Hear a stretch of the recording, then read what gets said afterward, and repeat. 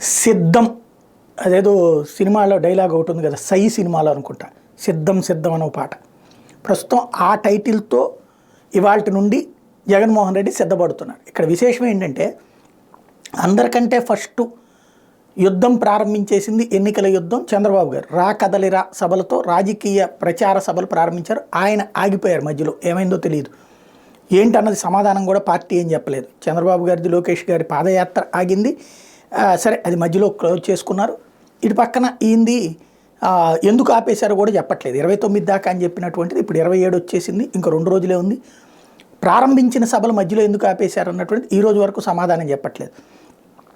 ఇప్పుడు ఆ టైంలో వాళ్ళు ఆ సభలు చేస్తున్న టైంలో సామాజిక యాత్రలు అని చెప్పేసి బస్సు యాత్రలు అని చెప్పేసి పెట్టించి కార్యక్రమం సాగించినటువంటి జగన్మోహన్ రెడ్డి ఇప్పుడు తను ఎన్నికల గోదాలోకి అడుగు పెడుతున్నాడు. ఇంకా 5th లిస్ట్ అయితే రిలీజ్ కాలేదు. ఈలోపుగా ఎన్నికల సభలు అయితే ప్రారంభించేశారు. ఇవాల్టి నుండి సభలు ప్రారంభం కాబోతున్నాయి.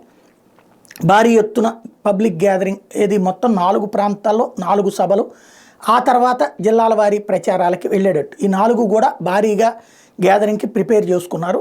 ఇవాళ విశాఖపట్నంలోని భీమిలిలో సభ జరగబోతోంది.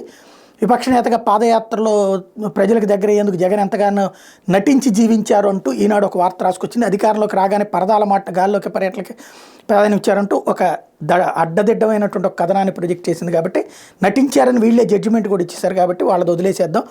బేసిక్గా ఇవాల్టి నుండి అయితే యాత్రా కార్యక్రమం, ఇదే సభలు ప్రారంభం కాబోతున్నాయి.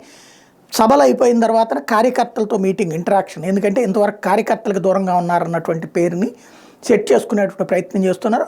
ఇప్పటి వరకు నవరత్నాల విషయంలో క్రిందటిసారి చెప్పినవి చేసుకొచ్చారు, నడుస్తోంది. అందులో ఆ జాబ్ క్యాలెండర్ అన్నటువంటిది ఒకటి ఆగుంది. అదే సందర్భంలో ఏదైతే ఈ మద్య నిషేధం అన్నటువంటి పక్కకెళ్ళింది.